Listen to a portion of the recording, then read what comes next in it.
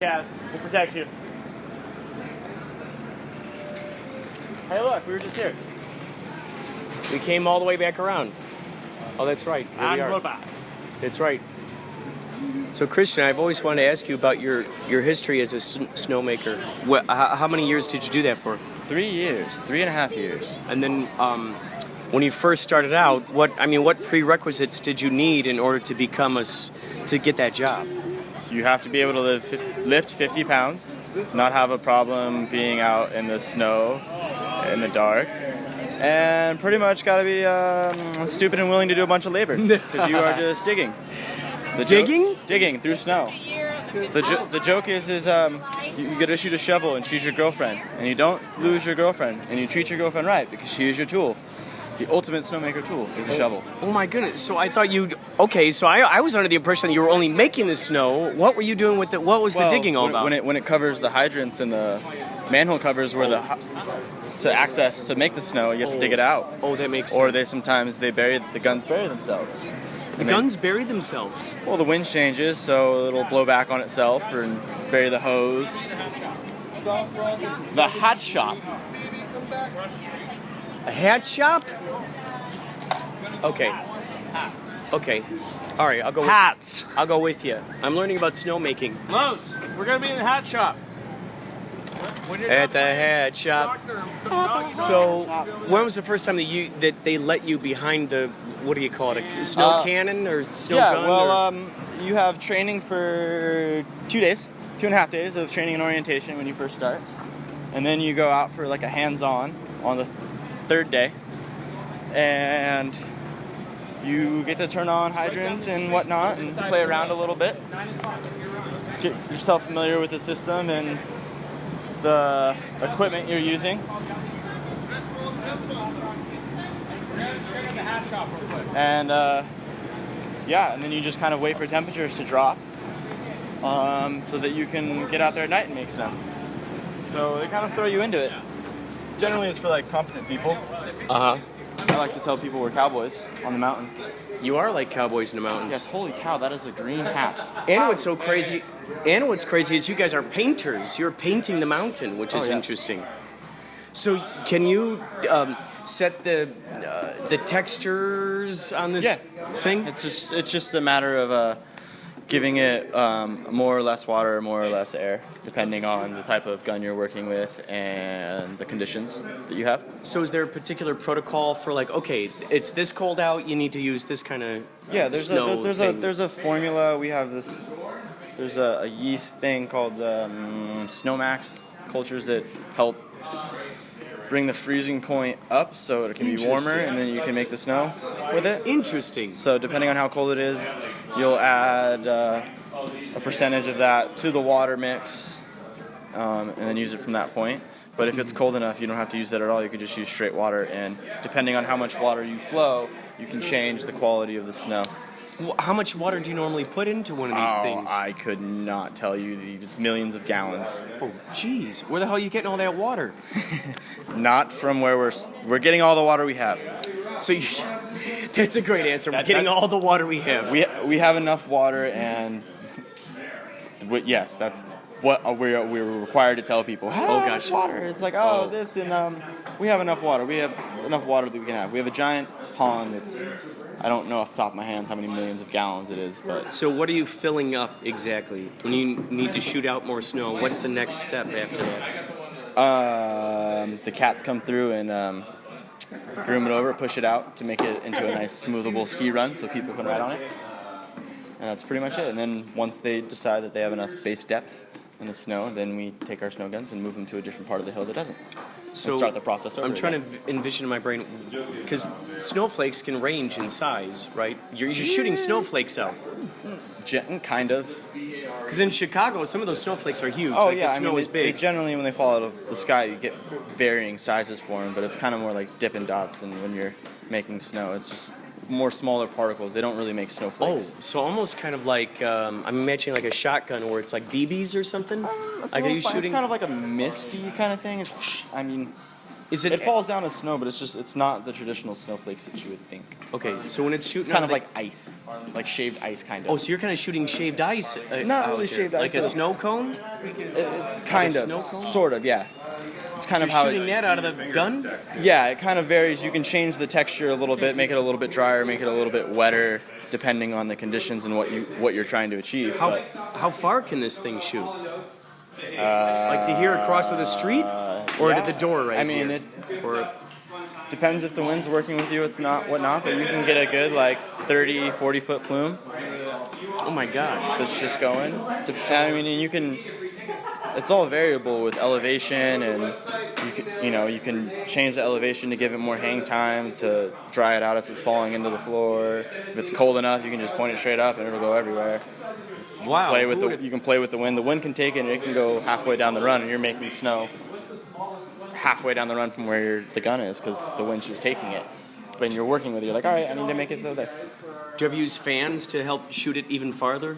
There are certain types of snow guns that are they're called fan guns. They operate on a big fan turbine, and then they have little nozzles, atomizers that just kind of mist the water out there and shoot it out there, and that's what pushes it out to make the snow. So you see, it's a little more popular. It's a little easier. It's a little more controllable because generally those fans have computers and electronics to monitor to make sure it's doing quality snow. So it knows.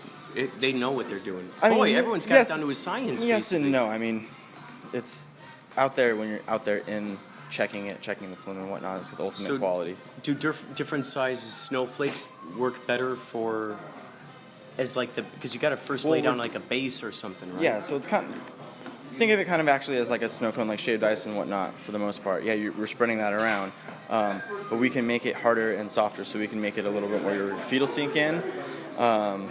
A little bit more, we can make it just like kind of proper nice snow for skiing on it, and then we can make it even wetter so that way when it sets it's a little bit more icy and firm, which ski racers like so they can dig their edges in and get a harder turn. So there are different snow behaviors that are better for different mountain... better for different... People like different conditions. So like ski racers generally want to go fast and they want hard, fast snow. So it's not slowing them down. So it's got to be more icy? Yeah, more icy. A little bit. Oh, God. Higher water content. There's even instances where they'll go out and spray the snow down so it freezes and sets up. So they can... Because their edges are razor sharp. So they're trying to lock that edge in something hard and really give them the edge. Oh, my God. It's kind of insane. What's the kind of snow that you prefer? Or do you like all kinds? I don't like wet snow because wet snow's slowy. But, Wet snow slows you down? If it's actually wet and can squeeze water out of the snowball, yeah. I guess you'd sink into it more or something, huh? No, it's just with the nature of skiing and snowboarding, your board is creating a very small, thin layer of water that's contacting with the ice, and that's helping you slide off. But once you get too much water, the surface tension grabs onto your board and kind of locks you in. So you'll be going really nice smooth snow, and then you'll hit a patch of wet snow, and all of a sudden it's like breaks. You just... Really? Yeah. I'm imagining, because in Chicago it gets very, we call it slush, when it's really... Yes, so the slush is not the fun. Well, it depends. If it's all slushy, then you're working with it and you're still going in that same speed, and it's a little bit more playful snow. But if it's variable, and you go from you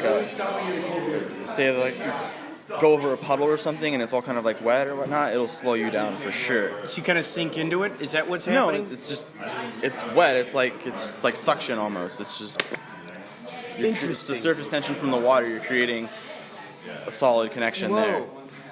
So yeah, it's not fun. Messes up people's knees. This is Baba Booey from Yachtley Crew, and you're listening to Inspirado Projecto. That's right. And what do you know about making snow? I don't make snow, man. I don't even go in the snow. You've never snowboarded? No. You won't catch me doing that, man. No. What about sledding? Not even any sledding? No, I don't do anything dangerous. I don't. I'm sure in Big Bear they got some little sled hills. Polly Shores. You got to do a thing. This is Polly Shores. Oh my God. Thanks, gentlemen. That's right. Projecto. Bye. Take care. I heard the Mickey Dolenz one, and I'm like, I could do better than that. Oh guy. yeah. Okay, so I gotta ask you. It's interesting because I haven't actually asked you about your history with playing bass. When was the first time you picked up a bass? When these guys needed a bass player. What, Fast Times? Yeah. No, it wasn't Fast Times. It was a band called Pumpkin Jam.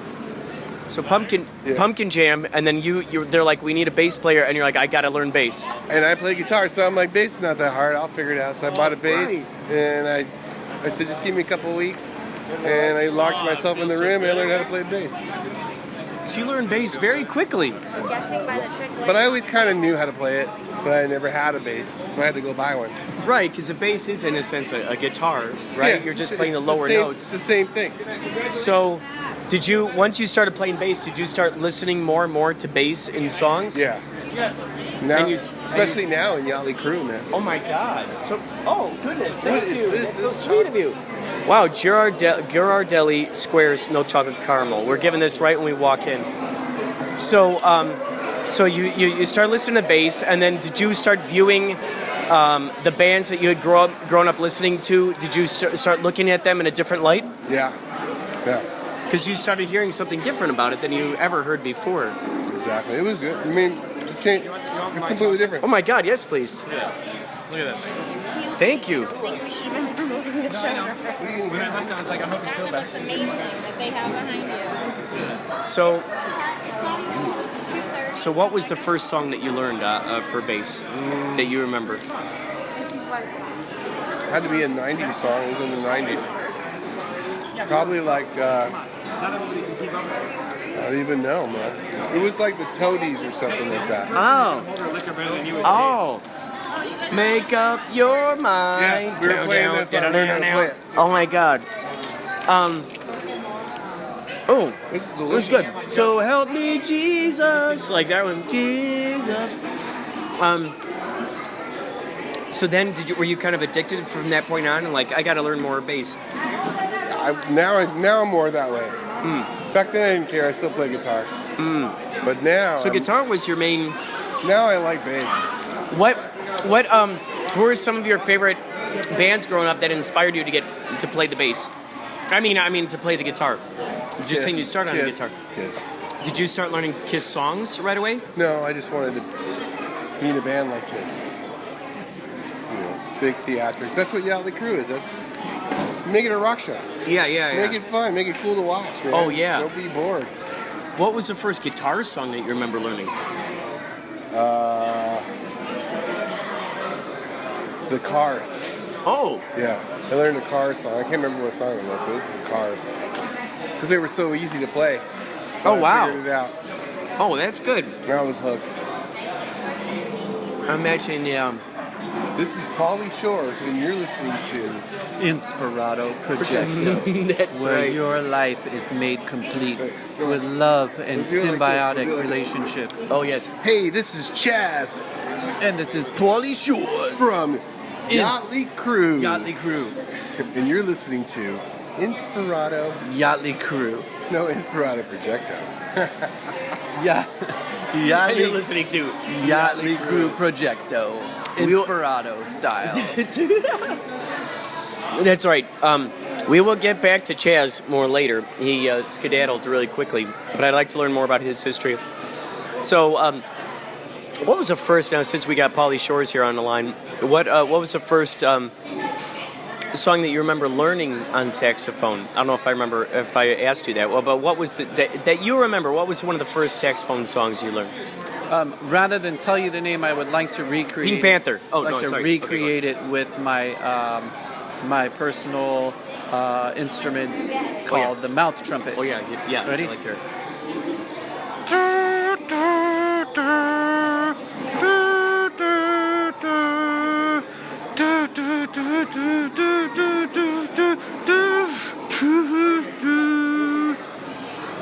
That's a hit. I've heard that one on the radio a lot of times. And no wonder you'd learn that one first. You probably have, because it's deeply embedded within every piece of music that we've listened to our entire life. That It's inescapable. The intervallic relationship between those three notes. Oh, the intervallic. Yeah. It's called mi, re, do, also known as Three Blind Mice. That is so true. Yes. That is so true. Mi, re, do. The first three notes of the tempered scale in the English musical tuning scale. Mi, re, do. That makes a lot of sense. That's a major tonality. If you want to make it a minor tonality, it's a very sad Hot Cross Buns or Three Blind Mice. Interesting. It's so like they're actually blind because it's in a minor key. So instead of Three Blind Mice, it's Three Blind Mice. Very sad. Very sad. It does sound sad. Doesn't it? That they're does sound actually sadder. the really blind. Put it into a minor chord. Why do you suppose minor chords make things sound sadder? Because of that relationship between the second and third pitch. It's now a half step instead of a whole step. And if you play it, it's a darker sound. That's why the diminished tonality is three minor thirds stacked on top of each other. Well, they're two minor thirds. They're what do you call it? They form a diminished triad. Oh, okay. It's good you brought up diminished. I want to ask you about augmented and diminished chords. What kind of feelings do those evoke? Let's start with diminished. Diminished is very dark and depressing and brooding and scary. Augmented is like major, but like super major. So, really? So like super happy. It's open and bright. Like think rainbows and butterflies. So augmented, if you really wanted to make a whole album of just really uplifting songs, you would really zero in on augmented chords. It's also kind of mysterious too. It's bright and happy, but also it's not sad and mysterious. It's like bright and mysterious. Oh my god! Yeah, kind of like this Ghirardelli wall of chocolate here. It's very bright. Ooh, yeah. I don't know how mysterious it is because you know it's all chocolate. Now, so let's think of like, for instance, Danny Elfman songs. Okay, do you think that what kind of are they using? Is he using augmented or augmented? Tritone too. Tritone is a fourth that's expanded by a half step. Oh my god! So instead of a perfect fourth, you have a tritone, augmented fourth kind of augmented fourth. Wow. Danny Elfman, Batman theme. Yeah. That's like The Simpsons too. The first interval in The Simpsons is a tritone. The Simpsons. I probably sang it all wrong. Interesting. Yeah, that's a tritone. Yeah, but Danny Elfman. Why do you ask about Danny Elfman? What's your personal? Well, because I'm just wondering, like, fascination with Danny Elfman. Well, I saw this. Well, I started buying his soundtracks ever since the Batman. Did he do the music for Beetlejuice too? I was just gonna start singing.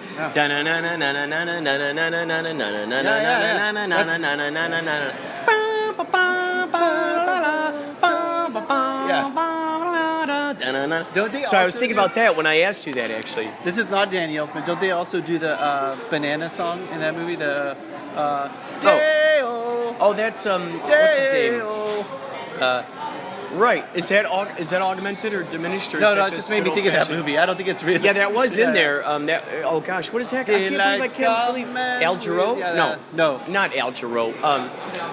And we wanna go. Who sings a Deo Deo? Who's that guy? Harry Belafonte. Helen Belafonte. This is Baba Booey from Yachtley Crew. That's right. And you're listening to Inspirado Projecto. Oh yes. Now, okay, so Paulie, this is good conversation. Now, with the songs that we're playing on stage, what are some of the? Give me some examples. Let's say "Baby Come Back." Are there any augmented or diminished chords in there? Your piano break on is that and I want to I just started singing Summer Breeze. No, what's that piano break you have where you're like Baby Come Back? Yeah, that's very augmented. When I hear that, I think augmented. Yeah, I think augmented. I need to learn more. So you're just a badass player who knows. Plays what he hears. You don't need to know what it is. That's true. Now, do you think in horror films it's more of a diminished sound? Yes, diminished and minor, and oh man, yeah, very diminished and dark. Oh, yeah. Okay, this is good to know. So diminished, I could think of dark. Augmented, I could think more of happy. Is there water around here? Speaking of happy. Oh, I don't know. Oh, yeah. I think we should give these out as tins gifts. With, that would be great. For the loudest singers. Yeah. Got a little, what is that? A galleon? I should get this for my wife. She a big chocolate lover? Oh, what lady isn't. Mm-hmm.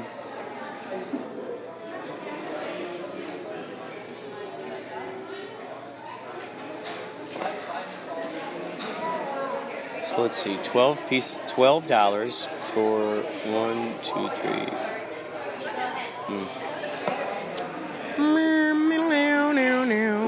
A lot of folks are in here for the chocolate And ice cream. and the ice cream.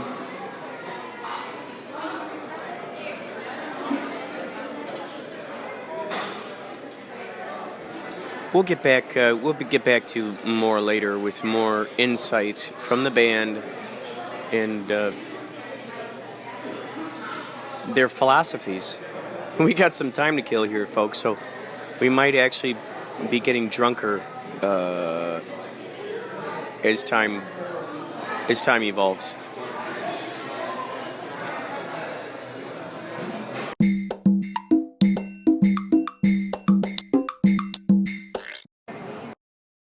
Okay, so came across right there. Paulie, can you please explain to us what's happening at this exact moment? What's the photo you're looking at on your phone? Maceo James Pate just got a buzz cut. Well, and He's eating ice cream. what are we doing right now? We're at Ghirardelli's chocolate shop in San Diego in the Gaslamp district eating ice cream. And when did you get sent that photo? Well, that's the thing I didn't tell you, Stoney, is that it was sent a while ago. Like a half an hour ago. A half an hour ago. That's actually wow. That's like, what do you call it? It's synchronicitous. It really is. Look at those synchronicities. So a half an hour ago you got that. And then we ended up, by no coincidence, because I'm in a group of 10 people and I didn't make any of these decisions. Yeah, you didn't make any decisions. We just ended up here at Ghirardelli's chocolate shop eating ice cream. These are huge leaps and bounds and imperative things. I think it's great to take note of. My mind is just blown. Literally. Like a large helium balloon. Cue the soundtrack. Where is my mind? Where is my mind? Where is my mind? Where is my mind? You just went to the hat shop. We were just at the hat shop. He just came back from it. He just went and got himself a spiffy looking hat. Look at that Spiffy. brand new hat. Spifferoonie. Look at that lid. He is one sharp dressed fella. Speaking of one sharp dressed fella, he has the new Yachtley Crew tank top on. That's why Christian is wearing it right now. Gray style's looking good. Heather. Showing off the chest there a little bit. Heather, as they say. The Tom Selleck maneuver. See the thing I sent you the other day? Wait, hold on. What did you send me? What was it? I sent you Refresh my brain. a picture. And it said, think about this thought. Of all the buildings everywhere on Earth, the Earth doesn't get any heavier from the buildings because all the material from the buildings came from the Earth. Dude, Oh my God. That's a brilliant idea. Does that not make your head It never sinks the Earth because it came from the Earth. Dude, that is good. God. That is good. You would think the I Earth would can't get believe so I much didn't see- heavier with all the buildings, but no. That's right. It came from the Building Earth, so yeah. it could already support it. Which always mystifies me to think that computers came from the Earth. These buildings, all this stuff came from the Earth. So how is it possible that we can actually make poisonous things, right? If everything comes from the Earth, everything ought to be good. You would think that, but there are a lot of things in nature that are poisonous. There's Yeah. poisonous animals, there's poisonous plants. There's just not everything that's nature is good for you, you know? Yeah. That's why they have these marketing ploys that are all like, oh, it's nature, it's good for you. It's like, well, not everything in nature is good for you. That's right. Think about Yeah. Poison ivy pudding is not going to be the best. All right. Don't knock it till you try it, all right? See, Christian, we need to heed the advice from he was living out in nature for 3 years. 3 years? 4. 4 years making snow. Where are you living? Becoming intimate. Becoming very intimate with snow making, snow building. Wonderful time. You were just living under, you like dug a ditch and you lived in there, right? I just You like Bear Grylls out in Mammoth. Living, eating bugs. fighting bears for grubs. Yeah, it was a fun time. Fighting bears for grubs. Fucking bandit, that asshole, always taking my grub. Scraping bugs off trees, making soups. The bears actually eat bugs. Do you feel like that would be like a massive waste of time for them? Like, they have to eat so much food in a day, like it seems like it's a waste of time for them to be eating bugs. That'd be a big ass bug. Oh, Big ass yeah. grubs, size of your thumb. Jeez. Little snacks. Grub eating. Jeez, forest snacks. I think they're mostly just rooting for shit. But most of the bears. I'd be that bear that's sitting in the river just waiting for the salmon to jump in our mouth. Yeah. He just holds his mouth open. You see some of those videos of the bears just like Yeah. missing like every one. Did you see a lot of bears out there? A few. I used to get scared that I'd be riding my skateboard through the streets at night and I'd hit one. Oh God. Did they give you like training on how to deal with a bear if you came face to face with one? You hit him in the nose, right? You get him in the nose. No, they're mostly scared of you for the most part. But But if you hit him in the nose, it's sensitive and you run off. Yeah, grizzlies are huge. I wouldn't fuck with a grizzly. Grizzly, you just play dead. Yeah. If it wants to kill you, you can't run away from it. You can't climb a tree. You can't. If you hit it in the nose, they don't like that though. And a shark. If they don't like it, then they're gonna kill you. Yeah. You know, just piss it off anymore. You just sneeze on you. But you just play no, dead. there's just black bears up in Mammoth, and they get decently sized. 6 feet. Black bears hunting in the dead of night.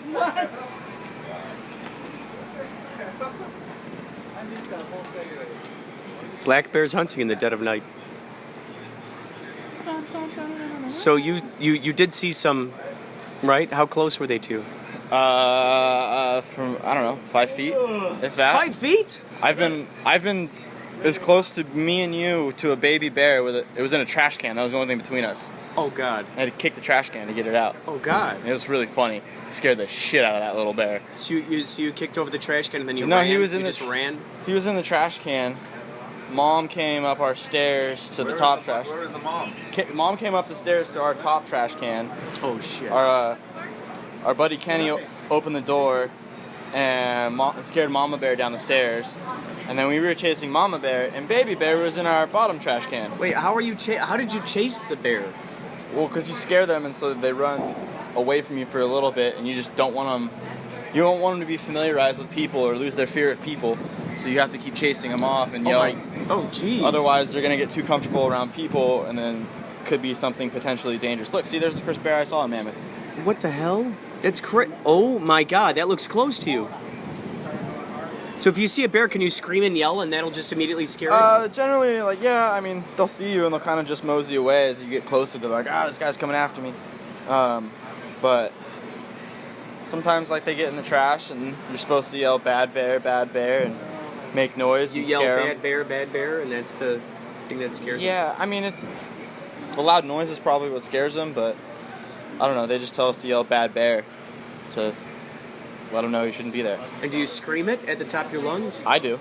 I've had to chase away a bear with two oars, two kayak paddles. You wrestled a bear with 2 hands? No. But I had 2 kayak paddles. You wrestled a bear with 2 hands? Oh my That'd God. be fun. I've never met a person who came face to face with a bear.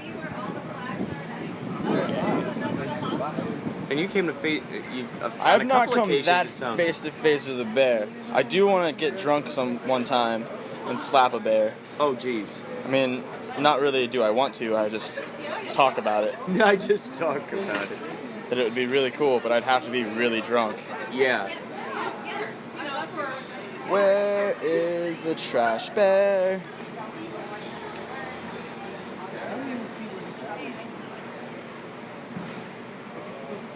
Interesting. This whole time I've been wondering how these scooters work, and it looks like it's an app of some sort. Yes, sir. And then the Bird app. They just take a photo of the scooter and then... Yeah, it's got a QR code on the front of it, and you go and open it, and then it...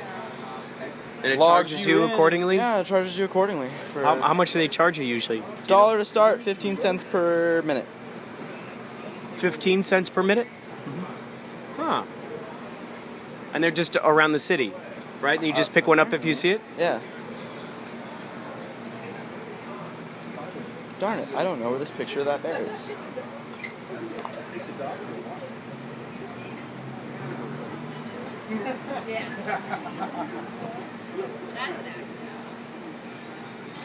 Wow, what a clever app. Are you looking at Ace in the video? We shall talk more, even more later.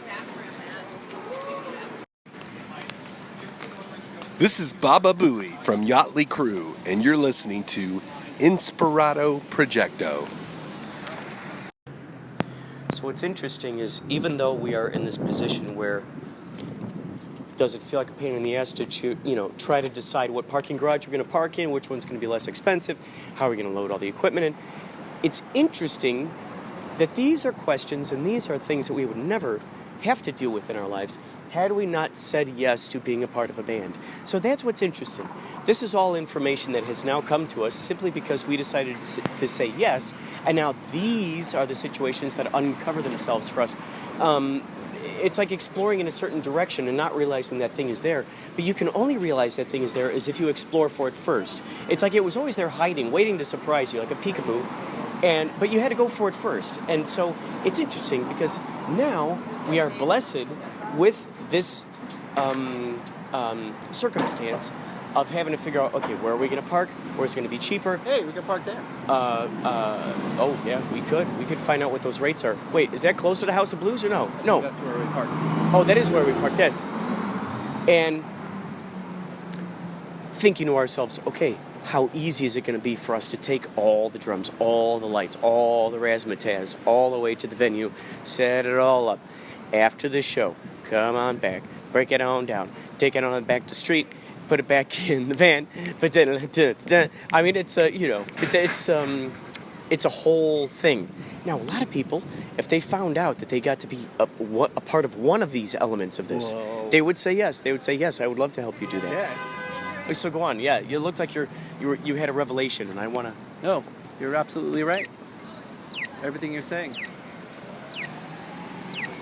Like, it's interesting because when I was in the band Rio, there's a woman there, Margaret Timmons, and she would say, "Can I please help you carry equipment?" And I'd say, "Oh, no, Margaret, that's not necessary." And she would say, "Oh, well, it was always my dream to be a roadie for Duran Duran." No way. And she goes, "This is the closest thing I can get to that." And I said, "Okay, well then here, Margaret, please hold this. And here, can you carry this to the car? And oh, can you bring that?" And so it was great because here we had this woman who is, in a sense, being able to... Fulfilling a dream. And you're helping her out. Yes. And it was so awesome because then I thought... That's a beautiful thing. Oh my gosh, I thought to myself, who am I to stop this? Like, even if it's not necessarily glamorous to me, it's a brand new experience to someone else. Right. Who goes, of course I'll help you do that. Because they get to see the roots, they get to see the inner workings of what goes on into creating the show. Oh, yeah. And, I mean, if you never get to see that side, you never know. You just never know. It's kind of like working behind the scenes for movies or TV shows. Once you work behind the scenes, once you see what the cinematographer has to deal with, the director of photography, the director, the production design, et cetera, once you really get an idea as to what work those guys go into, now you're going to watch a movie or a TV show in a completely different fashion now because now you understand what it took to do that whole thing. But if you just never see that side and you're always just the audience member, it's just that one thing. So it was interesting that, she just decided, I want to help out these guys. It's always been a dream of mine to, help out Duran Duran. Here's a tribute band, Duran Duran tribute band. And you're listening to Pauly Shores and Stony Shores on Inspirado Projecto Radio. Oh, yeah, dude, thank you for saying that. A lot of times I forget to tell people what they're listening to. Or, does someone just get married? I think so. Looks pretty fancy over Interesting, dude. Interesting. So it's interesting that here we are a part of this situation. We're a part of this thing that might to us go, okay, well, this is an unfavorable situation. Right. Now, what's so crazy is that these challenges then offer us tools. We end up finding tools that help us. That was our venue. Should we go in there and check it out? Is it open now? I don't know. Let's go. Let's try it.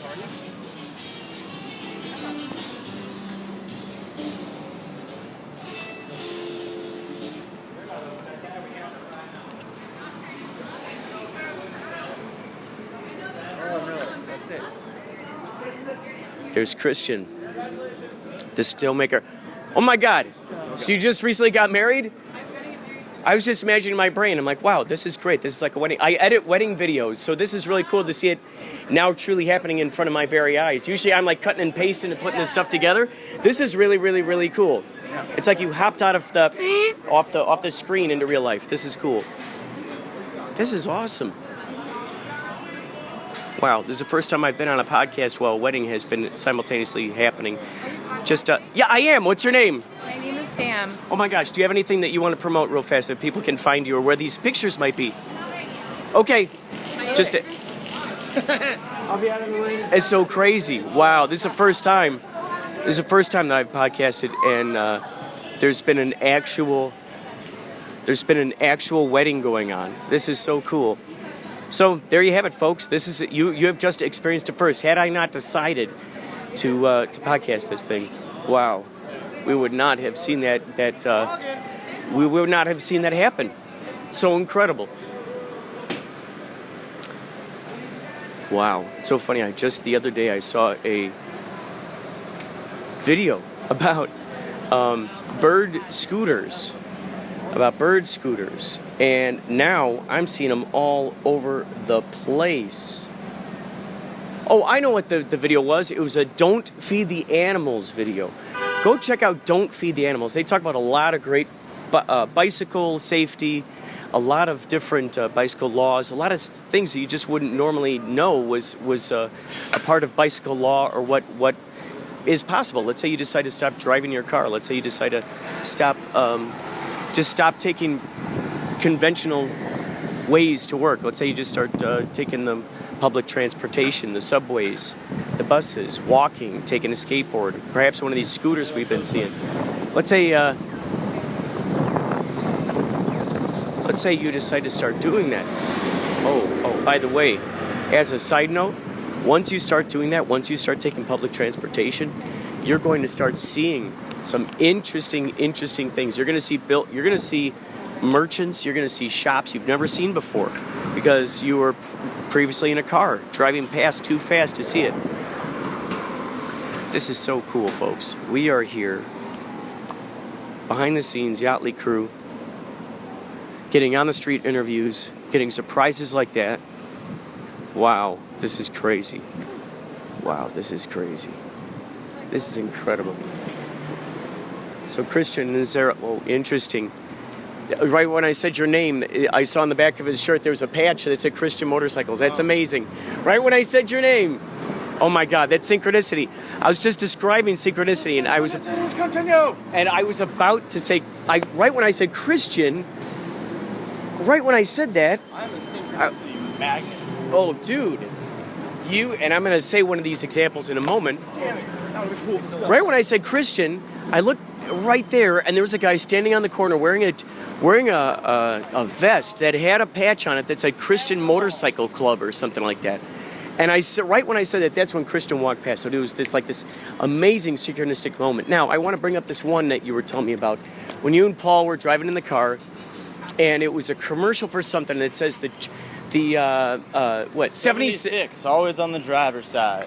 Yes. And it just so happened to be about 20 yards in front of us on the driver's side. Oh my 76 station. So that commercial right came on at the end of that. Yes. As you turned? As the commercial ended, we stopped, and I was like, hey, check it out. It's always on the driver's side. Dude, that is incredible.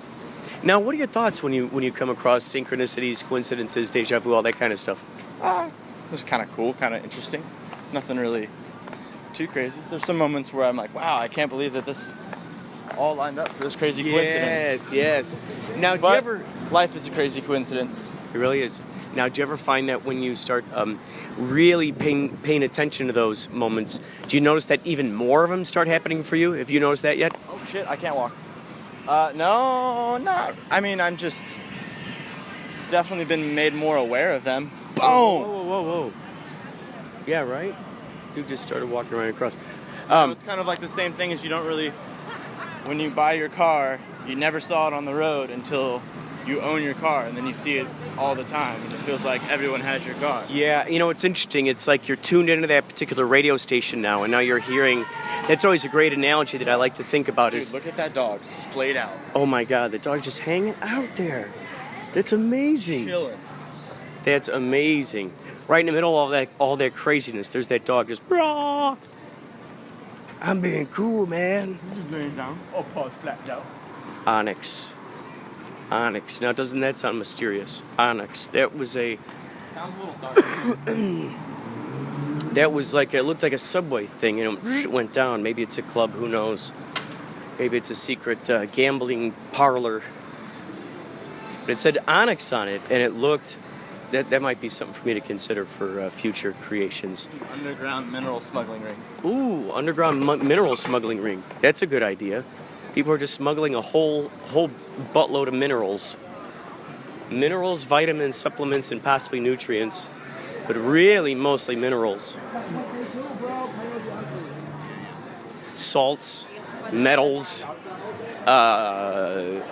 salts, metals. What are some of the other minerals? I mean, there's plenty of other minerals. Like zinc, magnesium. Zinc, magnesium. I don't even really know. There's a riboflavin. Riboflavin, yes, that's right. One of the major minerals. What are some of the major minerals? Riboflavin today. Yeah, I hope you got enough Sodium riboflavin. palpate. That's true. Oh, that's good. That's good. You're just talking about yourself here. Phosphate palpate. The palpate phosphate. Sodium palpate. That's good. Sodium palpate. You just know that because it's part of your name. Palpate. Yeah, it's not really a mineral. And it's a part of his nature. It's a part of his molecular nature. I'm a mineral. Hi, nice to meet you. I'm Mr. Mineral. I'm here to make you healthy. Hi.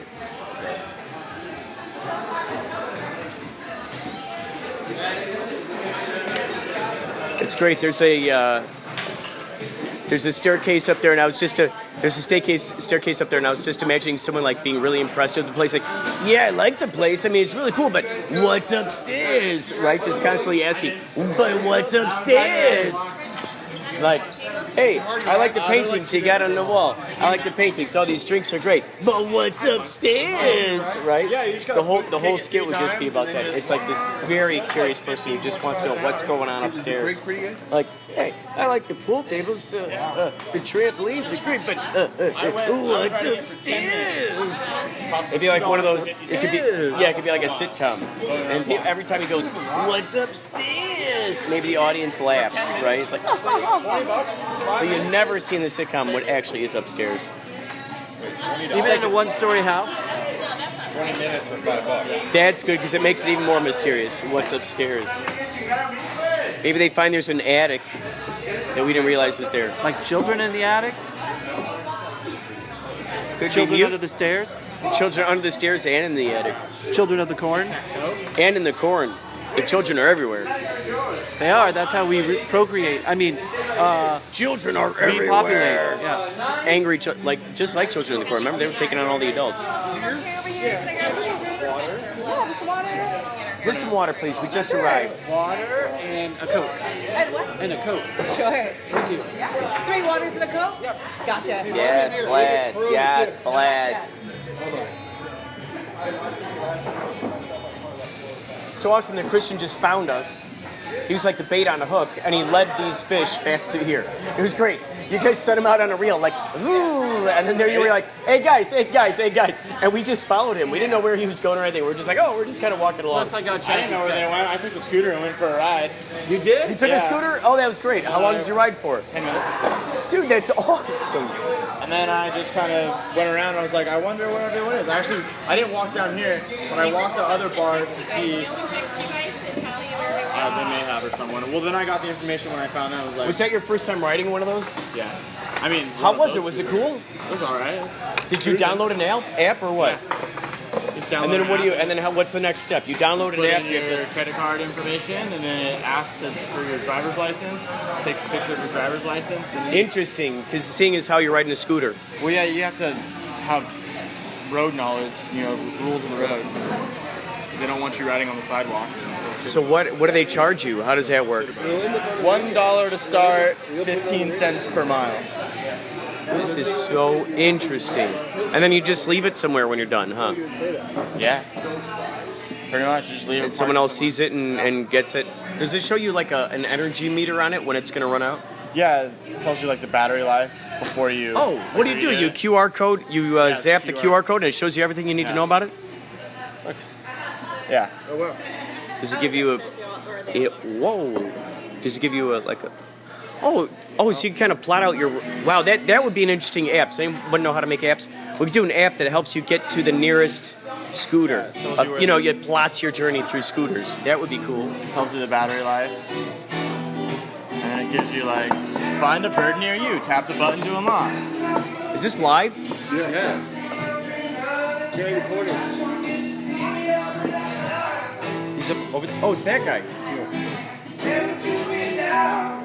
Cool. Wow.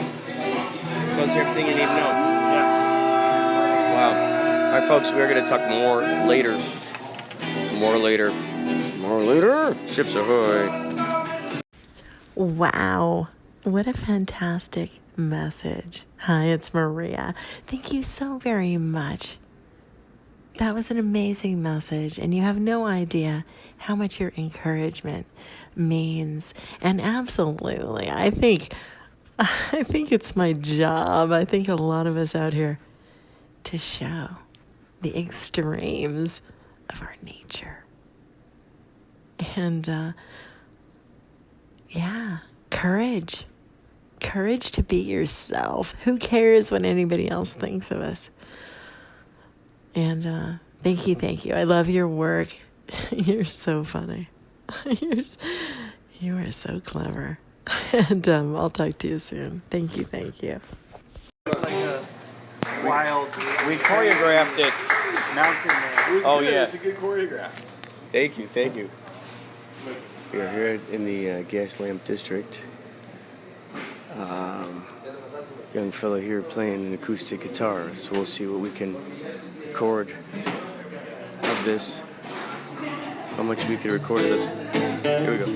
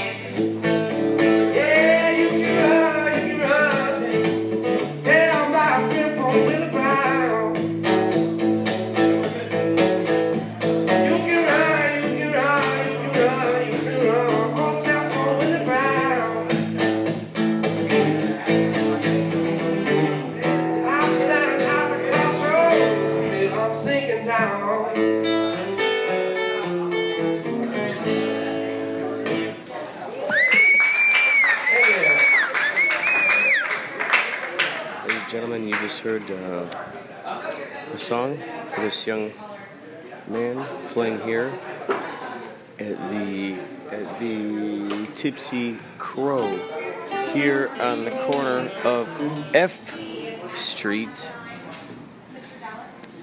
and 5th Avenue.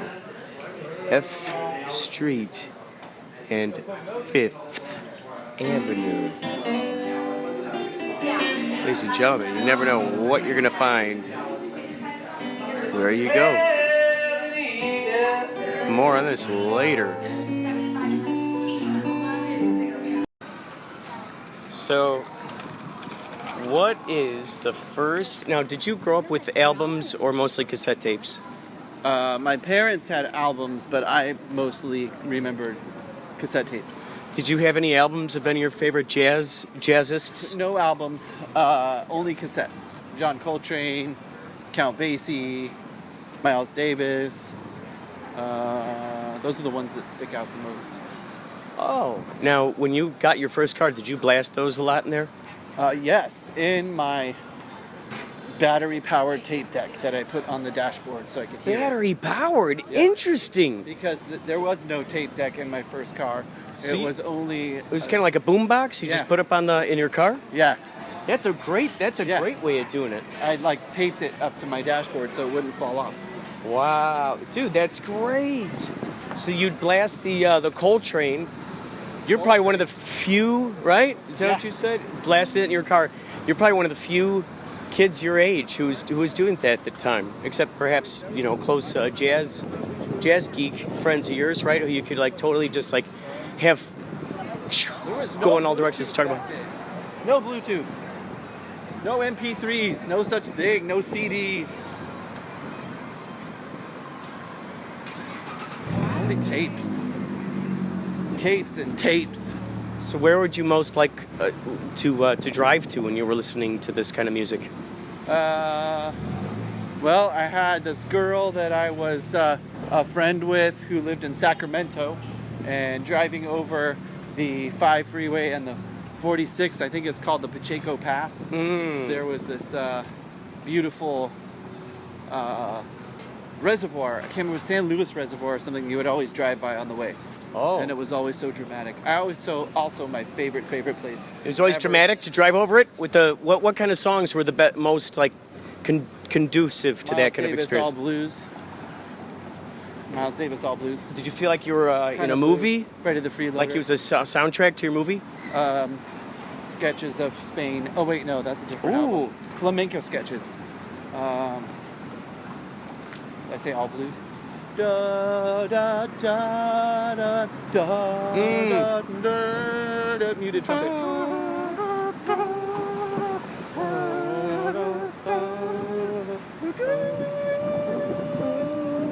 Oh.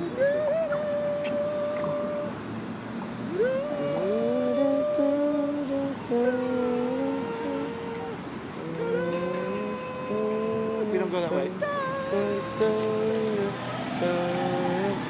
Where are they going? Oh, they're going that way. So you'd hear that while you're driving over the bridge, and it really felt sort of like you were in a Woody Allen film or something? Yes, Woody Allen. And then,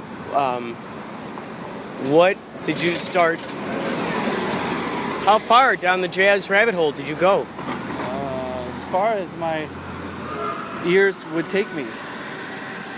Did you find some obscure artist? Were you surprised to find oh my gosh, this guy was a big fan of this guy, that guy was a big fan of this guy, and you're like, holy cow, what an experimental jazz guy this is, And yeah.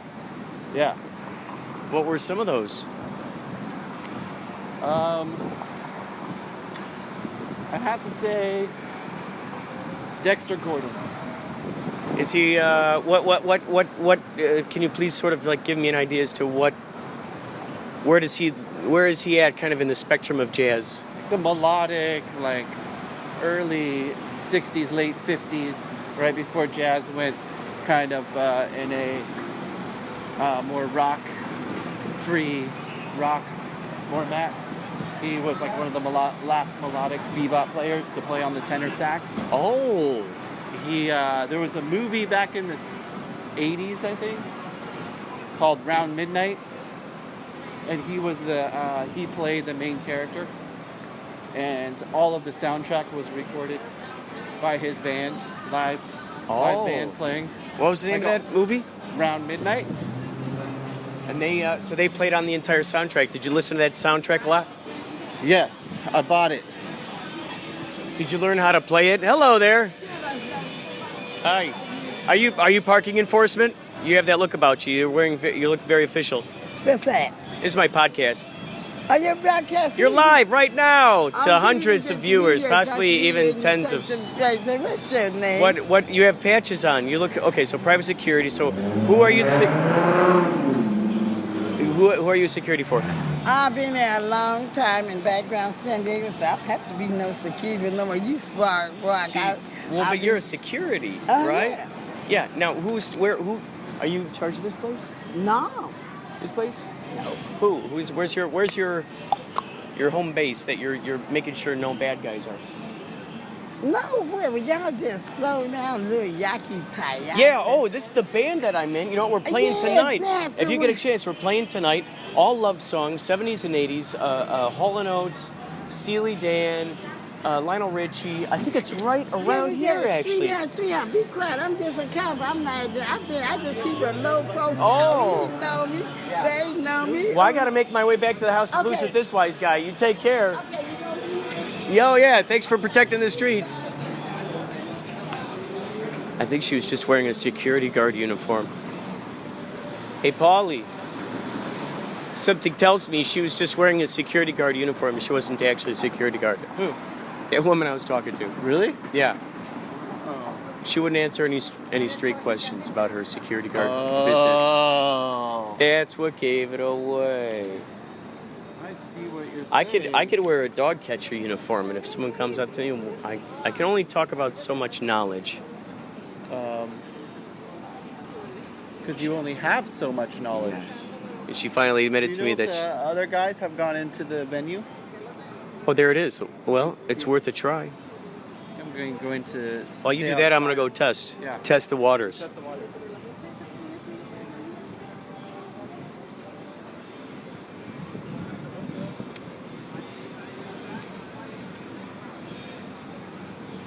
Oh boy, here we go. We're entering House of Blues. Hey guys, I'm Stony Shores. We're playing tonight, Yachtley Crew. Hey man, nice to meet you. The Voodoo, which stage is that? The Voodoo? Right here. Oh, okay, cool. We'll be playing here. So is there a way to get in there through here? Well, or do you have to go in through the front? You're like one of the artists, manager. Oh, Yachtley Crew. Yeah, I'm in the band. Okay.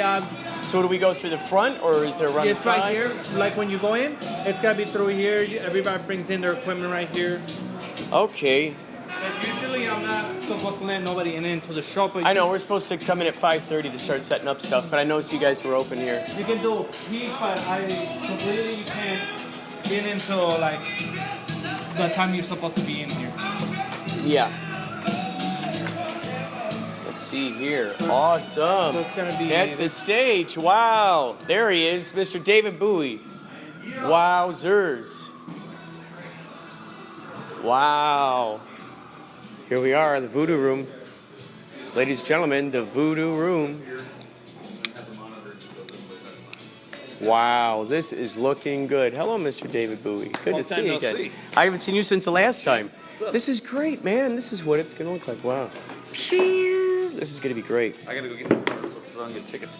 So wait, so you pulled out of the original parking lot? I did, because remember I was on gas. Yeah. And then I thought I was gonna have to go get Kelly. And I was like, you know what? I just want to get it over with. I'll do it now, and I'll pay again. Where did you wait? At the same place? Yeah. Whatever. Like. You gotta give some kind of. I'd rather have gas in the car than run out. Rob's gonna take off. Phil's gonna have like no room to stand pretty much. It's House of Blues all over again. Yeah. We'll figure it out. Dude, people are driving all the way from LA to come to see the show. This is amazing. Wow, man. I ran into people that had a $300 bar tab at the little cantina around the corner over here. I walked in just to like cool off, and the guy was like, "You're in Yachtley Crew," and I go, "How'd you know?" I didn't even have the thing on. And he goes, "Those people just walking out just said that they know you." And so I went chasing after them, and they were gone. Oh my God! And we're like, what's going on right now? That's crazy. They said that they knew you. They saw me. And they pointed you out to the people. The bartender goes, look at their tab, and he opens up their tab. They just signed it, $300. Oh my god! Oh my god! Get trashed. Who is? I wonder if it's the same people who are in the pool. Wouldn't that be crazy? Wouldn't that be something? Yeah. I left some little club, a little cantina around the corner. As I'm walking in, these people had just left, and they're like, "Yeah, we know that guy. Buy him a beer." So I walked in, and and there was a beer waiting for me, and they're like, "We know that guy." I'm like, why did they stop and say hi? I didn't even have my shirt on. But these people. So did you see that photo with the people who came in from? It was like 8 of them. Yeah. Dude, this is it. This is astounding.